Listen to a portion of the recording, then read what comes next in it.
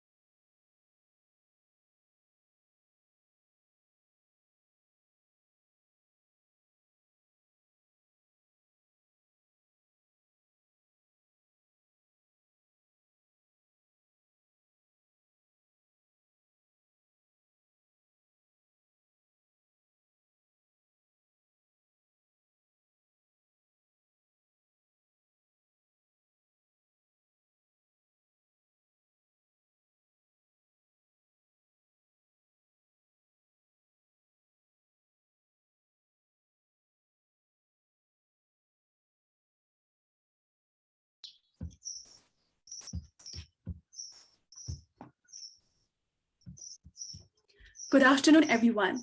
I am your host, Piyusha Kurung. It's my honor to welcome you all to this virtual guest lecture session.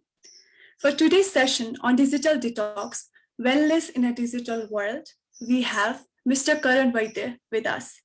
He's an entrepreneur, hotelier, and a diplomat who is also the vice president of Vaidya Group, which was founded on a sincere vision to develop the beautiful nation of Nepal and provide excellent service to the people residing in it. Vaidya Group is one of the leading conglomerates in the country, playing a significant role in the country's development, from providing quality automobiles to supplying drinkable water to thousands of households. It has also worked on establishing sustainable hospitality in the mountains and producing excellent cheese in the hills. He was appointed by the Latvian and Nepalese governments as the honorary consul for the Republic of Latvia in the Federal Democratic Republic of Nepal. He has done his graduation in engineering from Purdue University and holds an MBA degree from MIT and master's degree in finance from London Business School. During the session, if you have any queries, please feel free to ask in the chat section below. And for the viewers watching us live in Facebook, can also drop their queries in the comment section, Facebook comment section. The question answer round will be at the end of the session. So without any further ado, on the behalf of the British College, I would like to welcome Mr. Karan Vaidya. The platform is all yours.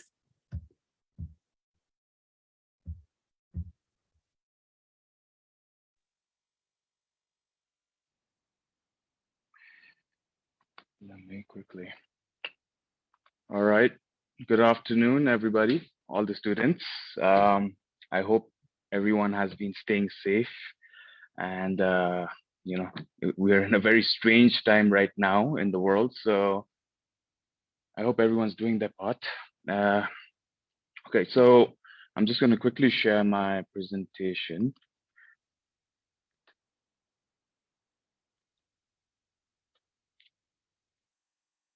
Okay, so I think it's on the screen. So basically, I mean, this is a very formal presentation that I've given to ambassadors and diplomats and Rotary clubs.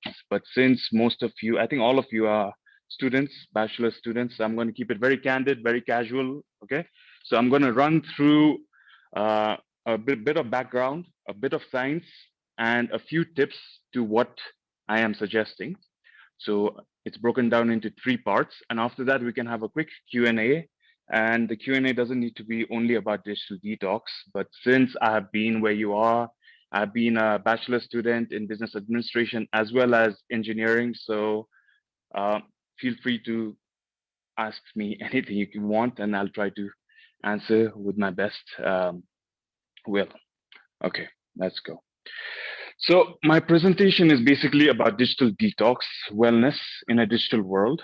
And why I chose this subject is because, especially for younger generation that are savvy with their phones, with their social media, they're not realizing how much social media is taking over their lives. So just imagine today you woke up, and I can bet more than 80% of you probably were on your phones the first thing in the morning. And without even thinking, about 1 hour has already passed and you're still scrolling on TikTok or Instagram, But I'm not saying that it's bad, social media has helped a lot of people, but I'm just going to tell you how my structure, my tips can help you take control of it rather than it controlling you. All right. So moving on to the presentation.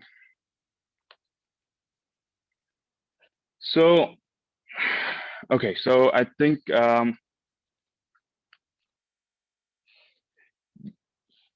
briefly, your moderator has already introduced me. So when I was doing my MBA at MIT, we had to write a final dissertation. And the final dissertation, I chose a subject on wellness. So how to bring ancient wellness practices to the modern world.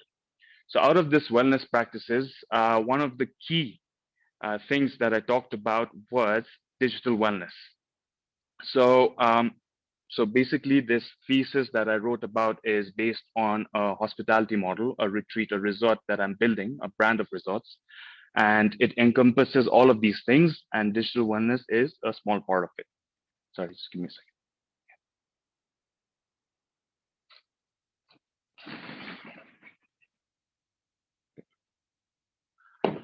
All right. So, being well and healthy, especially for you younger ones, is very important. Doesn't just mean that you need to be into yoga and meditation, but just working out, having a decent body, just feeling well. It can improve a lot of aspects of your life. But something that we really forget is how unwell our social media is actually making us. So, in this presentation, I'm going to tell you how exactly. Um, so this technology has a darker side, and I'd like to give you a small insight in what it is, how we can be aware, and some tips and tricks for your own digital well-being. So not too long ago, I was having a conversation with a cousin of mine. It was after a wedding event during dinner time, I think, and he was saying, uh, since I've joined Facebook or Instagram, I look at all these posts that my friends or my acquaintances are posting. And instead of feeling happy, I somehow feel sad. And the new generation slangs call it FOMO, the fear of missing out. So a lot of people are getting depressed and having a mental well-being impact just because of social media. So my fellow researcher in MIT has written extensively about this topic. She's written a whole book. So anyone who wants to get deeper into this, I would suggest that book to read. She has theorized that social media has actually weakened our actual real human ties. So in a book, the one you see in the presentation, she has chronicled the negative impacts that has led from being connected to technology and how it has left people feeling more alone rather than be connected.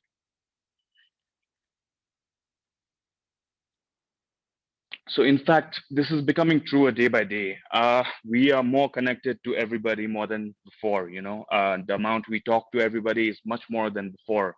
But honestly, in terms of human ties, human beings are actually getting lonelier by the day.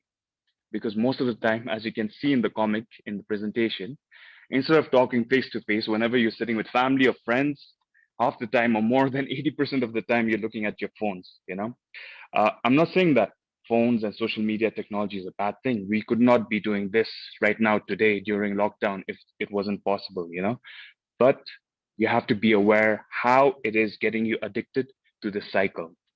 So, I mean, everyone knows that, distinctive, the ping, the vibration of the phone that comes into your pocket when you get a notification, a message, and actually being away from your phone nowadays has caused a clinical phobia, a clinical fear, and they're calling it nomophobia. And the feeling when, let's say, your battery is dying or you've left your phone at a friend's house, and you get that feeling, that anxiety, that what if someone's calling me? What if someone's messaging me?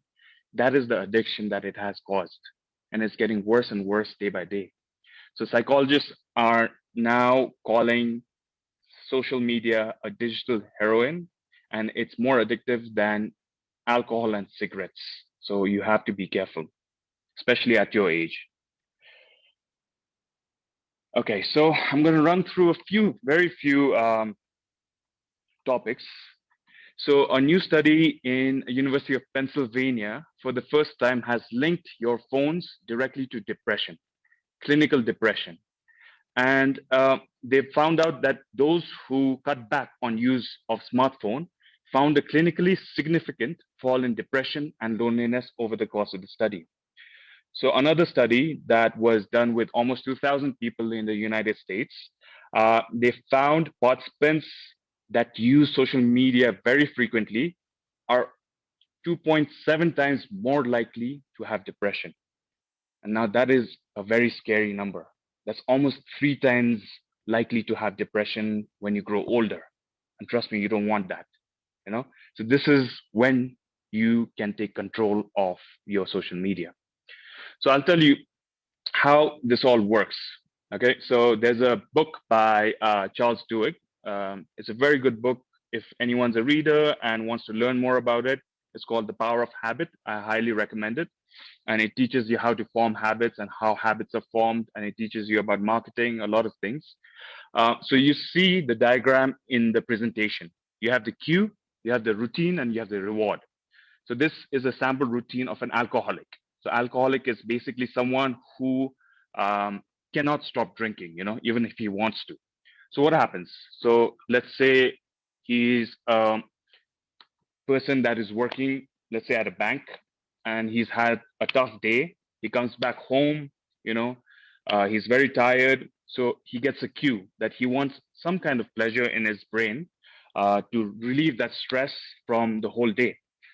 So what he does is pour himself, let's say, a peg of whiskey or wine, and then he feels a sense of reward in his brain. So this maybe he does it 1 week, 2 weeks, it doesn't happen, but it goes on and on for weeks and months, and this actually becomes clinically addictive. So in a very similar way, social media does the exact same thing. So what it does is basically WhatsApp, IG, TikTok, whatever it is, all the notifications you get, that is your cue. So, you post something, let's say you post a picture on IG or Facebook, um, and you expect people to like, people to share, people to comment on it. And what happens with that is you create a desire in your brain to get that reward. So the cue is posting something, to get that desire. The habit is getting that like or ping or whatever the notification, and the reward is the feeling of gratification, the feeling of, oh, someone liked my post. So this seems harmless to most people, especially younger people, but this is literally getting you addicted. So day by day this is happening again and again and again. You post, you get likes, you feel good, and this you are getting addicted to, let's say, Instagram, to TikTok, to Facebook, even WhatsApp, your group messages. This is how you are actually getting addicted. And what it all is connected to is this organic chemical called dopamine. So dopamine, hear me out, it's not very complicated, but it's something that you should know. It's a chemical that comes in your brain. Let's say when you're working out or you feel success, you get a hint of dopamine in your brain. Okay, so let's say you get great marks in your exam, you feel happy. Why do you feel happy? Because of the dopamine chemical. So what is happening now is, because of such an easy way you are getting to get that hint of dopamine in your brain, let's say you're posting a picture and you're easily getting it. So instead of going to work out, instead of studying, instead of talking to your friends, instead of talking to the girl you like or the guy you like, you are just sitting there posting something funny or just a picture and getting that dopamine easily from likes and comments. So this is what is leading to the addiction. Uh, so let me quickly. So so now this craving of this response, what is happening is it's increasing day by day. You're craving it more and more, and this way you get trapped in this vicious cycle, of posting, of getting likes, then getting the reward, and if you realize, 1 hour of your day is gone, 2 hours of your day is gone, then 4 hours of your day is gone just by social media. So you need to be careful here. So even the vice president of Facebook at a Stanford University speech, he confessed that he feels tremendous guilt that this short-term dopamine-driven feedback loops that we have created, we as in Facebook, Instagram, same owners, are destroying how society works today. And by that he means you, the younger people. So this has become a global wellness problem, especially for the younger people. So like I said, in the start, that there's nothing really wrong with using social. I have Instagram accounts, I have Facebook accounts, I have everything, but it's imbalanced like everything else. Anything that you do too much of can create an imbalance in you. So all I'm asking you is take control of that social media rather than let it control you. So take control of that imbalance, and I will teach you a few tricks that I use of how I control this imbalance. But before that, you need to, this is a very important concept that you need to understand. I don't know if many of you know about Simon Sinek. He's an author who's written The Start with Why and The Infinite Game. He's a great guy to follow, especially for motivation and learning. So what he's saying is your generation is getting too used to instant gratification. Okay, let me break that down. Instant gratification. So what you expect, especially the generation of e-commerce and internet and social media, is without doing the work, you want the benefits. I'm not saying it's a bad thing, but it's going to create a long-term issue. For example, let's say you want to buy something, you go to Daraz or you go to Amazon, you click, you get it. You want to watch a movie, you don't have to wait for it anymore in TV or get a DVD. You go to Netflix, to Amazon Prime, HBO Max, you click, you get it. Okay.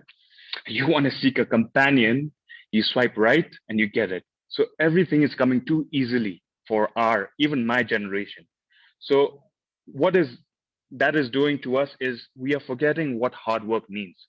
Because to get anywhere in life, to be successful, to get the body you want, to get the job you want, the success, the business you want, there's no substitute to hard work and effort. Trust me on that.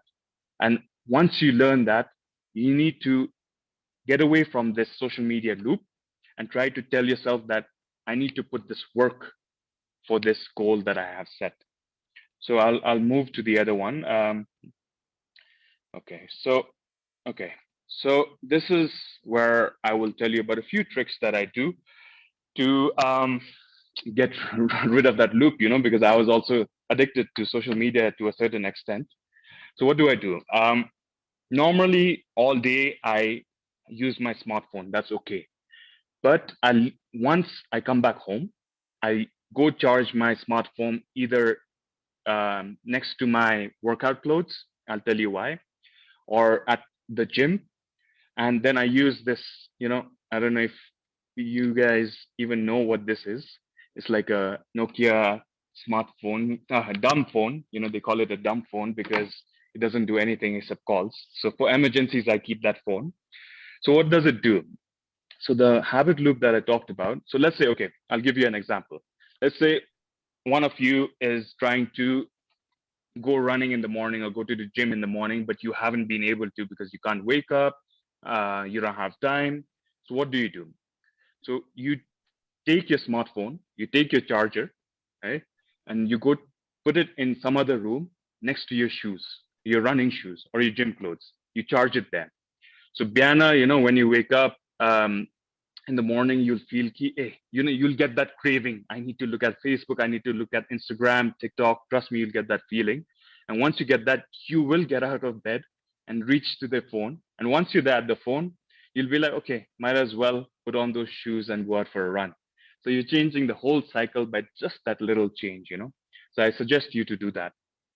So nowadays, even tech CEOs, Jeff Bezos and like Bill Gates has been famous for, they just what they do is because they want to think deeply, they leave the internet, they leave their smartphones, and they for 2 weeks they take a break and they go to a cabin just with books and their mind and just think about it. So from that, I'll give you another tip. Tip number two. So let's say you have an exam. This is from a book called Deep Work. I really follow that book. It's by a professor called Cal Newport. So what the gist of the book is, you want to study for an exam, but you can't because you keep on getting distracted every 5, 10 minutes. Your phone rings and you get distracted. So what you do is for 90 minutes, hey, 1.5 hour, all you do is you shut down internet, shut down everything. You download, you get everything on paper or even in your laptop, but without internet, to study. And for 90 minutes, just shut down everything and study and focus. Okay, just start that and commit to yourself that 90 minutes you will do nothing else.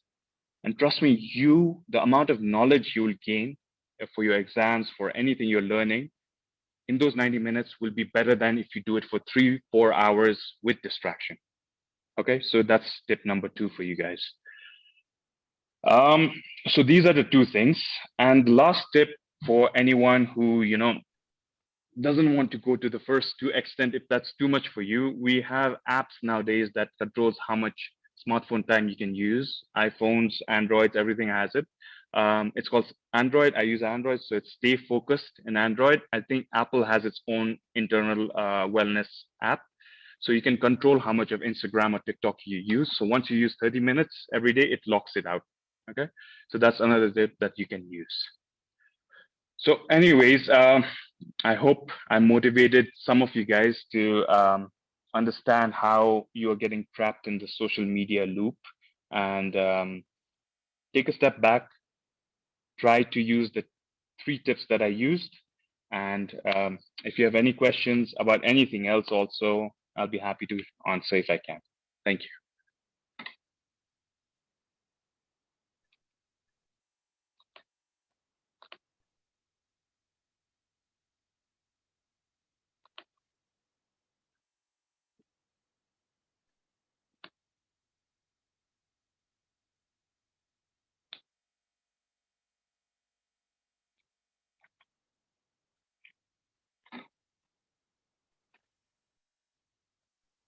Do we have the moderator?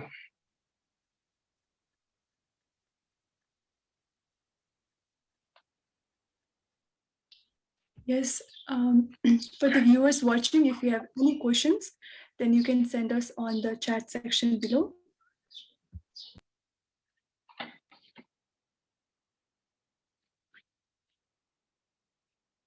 Anything you want to ask about doesn't need to be about the presentation. If you want thinking about your masters, where to apply what you're doing, because I've been through that process. So whatever I can help you with, I'll try.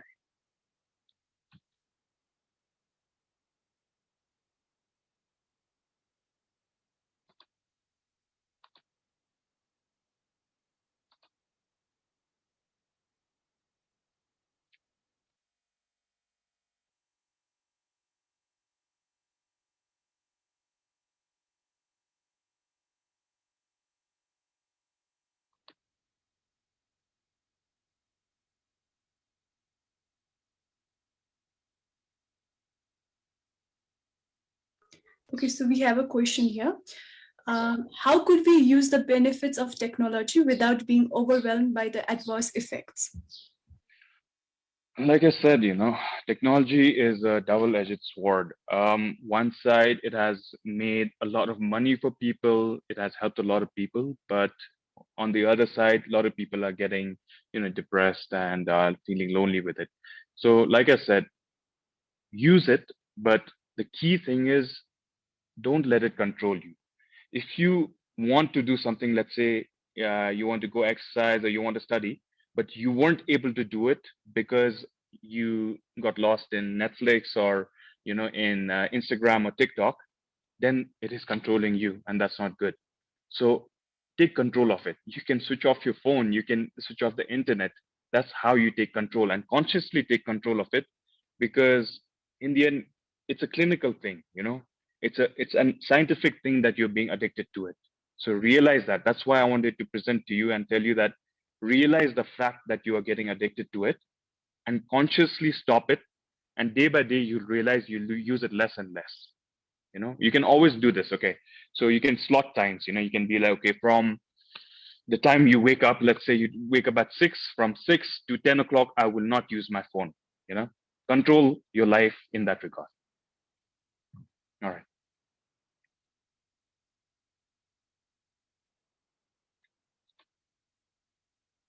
Anything else?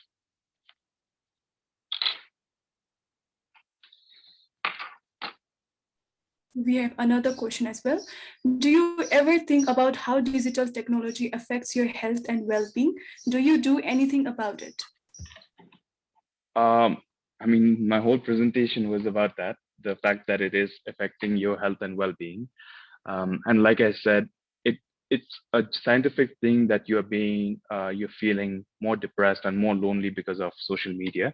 So, like I said, you can go out, get one of these phones, use this for a week. I challenge you, anyone, try to use this for a week. You will feel, that nomophobia that I was talking about. You feel like, oh, I'm missing something, what am I missing? But use it for a week, then you'll realize that you can take control of your life as well. um, Deactivate your Facebook for 1 week and see how you feel. Delete TikTok for a week and see how you feel. Take control of your life rather than social media controlling you. That's it. Then you will be well. All right. I think there's one in the chat, right? So you want to read it so that I can answer? You can read it as well. Okay, I'll read it. So this is by Shravana Shakya, right? Did you always know what career path you wanted to take, or were there moments of indecisiveness while making choices on what to do next? How to deal with this? Okay, that's a very good question, actually. And no, I didn't know what I wanted to do. I always knew a few things about my life, but it wasn't as easy and clear as I see it now. So where you are, I know where you're coming from. The most important thing I'll tell you is don't be scared of making decisions. Try, let's say today you like to do, I don't know, you want to do engineering, or you want to be a chef, or you want to be an artist. Go out there and do it, you know, so that even if you fail quick and you fail fast, because you are mostly in your 20s. I just got done with my 20s. And one thing that I tell most young people in this age is fail fast and fail forward. Always try, just do it. Don't think about it too much, because you have this analysis paralysis, it's called. You think about, should I do this, should I do that, and by the time 1 year is gone, instead of doing that, let's say, okay, I want to have a business, selling, I don't know, like flowers, for a very random example. But stop thinking about it and do it. And while doing it, maybe you realize it's not for you, or you might become extremely successful, but without doing it, you'll never realize it. So do it quickly. Whatever you're thinking, just try it, and don't be indecisive, because that will just kill your time, especially your precious time in your 20s. Just do it. And if you make a wrong choice, don't feel bad. Failing is a part of an entrepreneurship journey. You need to realize that. And the faster you fail, the quicker you learn and the further you go. No one who has been successful will tell you, oh, I had a straight path, I reached there without failing. They failed a million times. Everyone failed a million times. Jeff Bezos is known to fail. You know, Elon Musk was sleeping in his friend's couch for so many years because after he sold PayPal and got into SpaceX and Tesla, he failed his 3 rockets that were supposed to land back on Earth without, blasted. And the fourth rocket, which was supposed to land, landed. If it hadn't landed, he would be bankrupt right now. So just learn, just know that, just put it in your brain that failing is okay, and fail quickly and fail fast and fail forward. All right. Any other questions? Thank you, Shavana Shakya. Yes, we have another one as well. Digital technology is an integral part of most of our lives. How does it affect your way of communicating and your relationships? I mean, I use digital technology a lot. I use my Instagram platform to motivate people. I use all kinds of platform as much as I can. But Like I said, there needs to be a balance between how much you use it and it uses you, you know, because in the end, it's a software which is making money out of you. All the software is making money out of you. It's not free, you know. They're using your data, your mind to target ads to you, and that's a different conversation. But take control of it, you know. Let's say the time is under your control, 24 hours in a day, that's under your control. Make sure that you tell yourself, okay, 1 hour a day I can use it, and then I'm done. That kind of willpower will allow you to take control of your social media users or technology users. Okay, so probably this will be the last question. How you Okay. believe our educational policies and system should adapt to emerging technologies and the new digital culture? Um, Now that's a good question. I mean, I'm a big proponent of education and modernization of education because in Nepal we all know that it's not there yet. Uh, Especially due to this COVID situation, the lockdown situation, a lot of schools have actually learned that this online learning and this educational platforms have become very useful. So I would suggest any school, any college, any university to be in the forefront of technology and not the last ones adapting to it. You should be teaching the students about tomorrow, you know. I don't know about British college too much, but you should be learning about artificial intelligence, deep learning. You should be learning about coding, you know, because this is the future. This is the future and this is your future. So every part, every advancement in technology should be first taught in colleges and institutions, schools before moving on to businesses, etc. So that's what I think. Okay. Any other questions? Yes, we do have questions from the chat section. So Ashish Okay, sure. Parajuli says, Sir, my Hmm. interest in study is no more. I lost my excitement and fear on my study nowadays and want to present on social media anytime. So can my interest on my study be returned again? Okay. Um, See, study is a very broad term, you know. Uh, there's what your parents are telling you to study, and studying just from YouTube, Google, even educating yourself about social media is studying. You know, it's not. You know, we have so many stars. We have Gary V. You know, or Charlie D'Amelio. All these people that have become so big in social media. So I would never demotivate anyone to say, okay, stop using social media because it's going to wreck you. But at the same time, being educated is so important. You know, no matter how demotivated you feel, it will take you to places even outside Nepal or back in Nepal, hopefully, which you cannot imagine right now, you know. So you sitting down with your books, your examination, I think you're mostly BBA and BIT students, right? So, I mean, this, it's not even like high school science learning, you know, these are places where you can learn about a lot new things. A small idea from a class can maybe create a new business idea in your head, and you might be the next Mark Zuckerberg or Bezos or Musk. You know, there's no end to this. Your generation, what internet has done for your generation, it has opened up so many things for you. So I would say, do not feel demotivated of studying. Put yourself out there, be present, give it, I don't know, 1 year, 2 year, I don't know how many years you have. Typically it's 4 years, I believe. um, those, it's just 4 years. Give it your best shot, and then grab as much as you can, get as much educated as you can, then move on to things that you think that you can do. All right. Any other questions? Thank you, Ashish Parajuli, for your question. Ria also asks about nowadays, I feel like I'm doing every activity for the Instagram, like cover songs or ads, and I'm not enjoying those activities like I used to in the past. So, is there a way that I can fix it? Okay. So I believe Ria, I mean, you're a very creative person. I can clearly see that. So, okay, I'll give you an idea. Um, okay. So what some creative people are doing, especially in the Silicon Valley, is this idea of, so what you do is, since you post a lot, I'm sure people will not, you know, be worried about you, because if you shut down social media for a bit, so for let's say 1 week, shut down your social media, shut down all platforms of social media, don't need to show anything, and that 1 week, just let yourself be completely creative. Allow yourself to be bored, you know. Do not watch your movies on Netflix, don't get distracted, and try to just focus on being bored and creating something.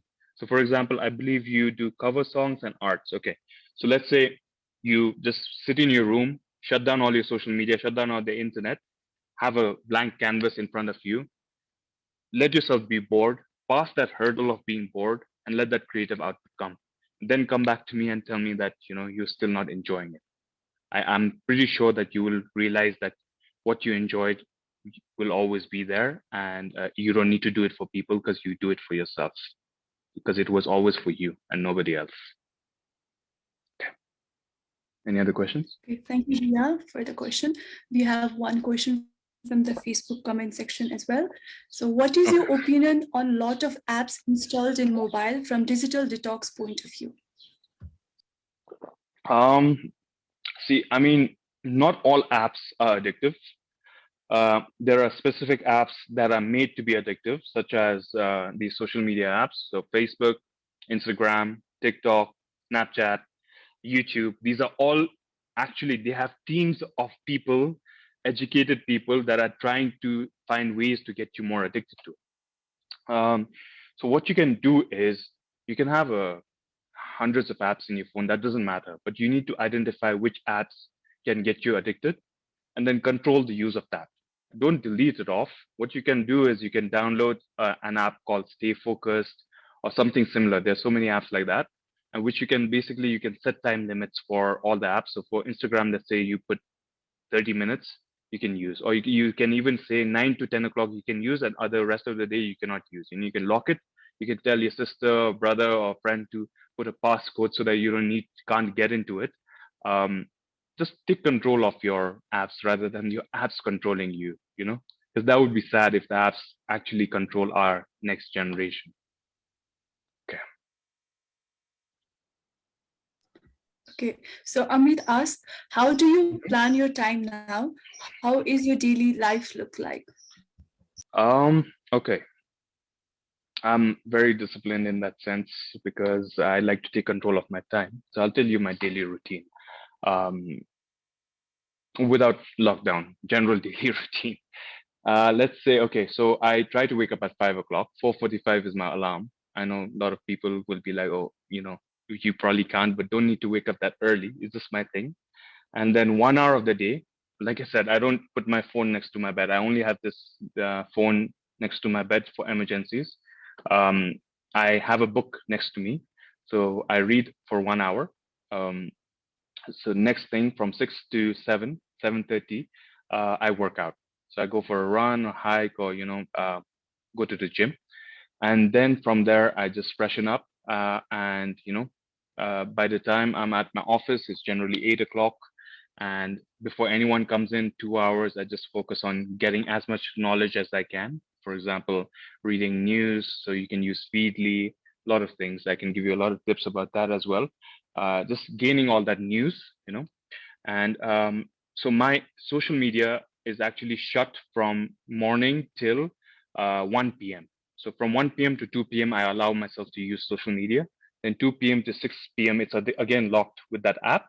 Then 6 p.m. onwards, I let myself use for a bit. Then I just leave my phone either in the office or the gym or the car. I don't take it, because if you take it to your bed, you will use it. No matter what you tell yourself, you will use it. So that's generally how I plan my day. And I generally break my working blocks into 90 minutes of deep work. So what I do is I gather all the information from the internet and everything, and 90 minutes I just shut down everything and put the work in front of me, and I work in 90-minute blocks. So I mean, you can ask me on IG, just like send me a direct message, and I can tell you how I do it, because that's a different conversation. But that's the gist of how I break down my day. Okay. Okay, we have another question from Shravana Shakya. Based on your Hmm. experiences from an academic as well as working perspective, do you think postgraduate studies are essential to some extent, considering the competitiveness in work and business environments? Also, are there any courses you would suggest for a master's degree? Do you have any recommendations for students who just got done with their undergraduations? Okay. So there are, I think, a couple of questions in that. First and foremost, um, I think postgraduate study was very beneficial for me because that's when, because bachelor's ma, what what you guys study is more similar to high school. It's a lot of academic work, a lot of gaining knowledge, theoretical stuff. But postgraduate, especially if it's not to do with science, in the MBA side where I studied, you learn about teamwork, you learn about case studies, you learn about other companies, you get chances of doing internships. So that's why I would suggest you postgraduate studies. uh, I mean, so look, so the environment is competitive wherever you go. Whenever every generation calls its environment competitive, So you, we need to realize that, and you need to make yourself as capable as you want. So it could be by doing postgraduate, or not necessarily. You can even study something. You can learn something online. Everything is easily accessible online. You have Khan Academy, Udemy, TED Talks. You can learn, so get so much knowledge from the internet nowadays. Uh, and then also any courses. So that really depends. The courses really depends on who you are, because I don't know who you are. So I can't just recommend you to do this or do that. Um, I would suggest you to, if you're a business student, um, I would suggest you to try to understand what your passion is. Not necessarily a business student, it can be an IT student as well. What your passion is. What are you actually interested in? Are you interested in making video games? Do you want to be an entrepreneur? Do you want to have a cake shop? Do you want to cook? I am a big proponent of making people follow their passion, try to do something that they love, and because in the end I think that's what will lead to your success, rather than you doing something that you hate and you hate your whole day. You're exhausted every day. So try doing something that you're actually passionate about and love, rather than what others are telling you to. Okay. Are traditional means of communication dying as a result of digital culture? If so, is this a step towards the post human? Hmm. Post-human. Okay. So yes, I mean, like I said, Sherry Turkle, the MIT colleague, has written a book on this. What she basically says is we are what, 7 billion people in the world now. We are more people than ever before, but we are feeling more lonelier than ever before because of technology. Like so many of you, let's say you have brothers, sisters, but you talk to them lesser and lesser nowadays because you are on your phone all the time. Um, I remember back in the day when there used to be load shedding, me and my sister, Netflix wasn't there, like IG and all this wasn't there. So we used to be so bored. We used to sit and play Monopoly. And now those are one of the best memories we have together, because we spent hours just doing that, playing together, talking to each other. So people are forgetting how to talk as humans to each other. So it's such an essential talent for you to have, to be able to talk to people and try to understand how they feel, with their words, rather than be on your phone and with the emoji. Um, it's such a key thing that you need to learn in life, and social media, digital technology advancement is taking that away from your generation. So be conscious, be aware, uh, try to be more away from the technology as much as you can, and try to develop these skills, because trust me, in the future you will need them.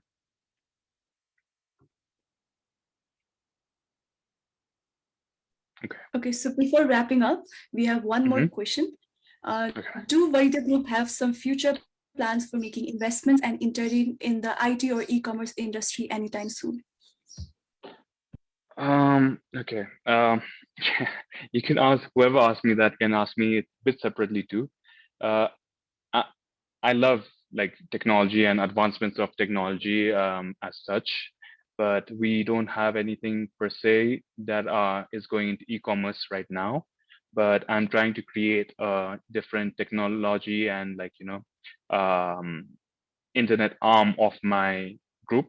So I'm slowly working towards that, but I'm more of a hospitality person. So my passion, like I talked about earlier, is hospitality and wellness and well-being, leadership. So I'm trying to build a brand of retreats that will actually help that to the youth, to the people, to the society. So I'm trying to use that part of technology and that part of business to promote and develop Nepal.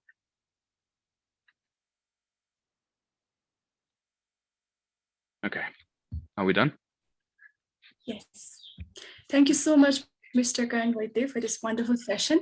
Mm. Last but not the least, we are incredibly grateful to Mr. Karan Vaidya for providing us such an insightful information regarding the current digital detox that we are inheriting during this digital era. I believe everyone present here will utilize the knowledge that they have grabbed in a meaningful way. So if you ever intend to revisit this learning, make sure to visit the Facebook page and YouTube channel of the British College for the live recording of the session. Feel free to share it with your friends and family. Thank you all for being here with us today. We look forward to many more sessions like this in the coming days. Until then, I, Piyusha Gurung, would like to sign off. Thank you, take care, and stay safe. Okay, bye bye.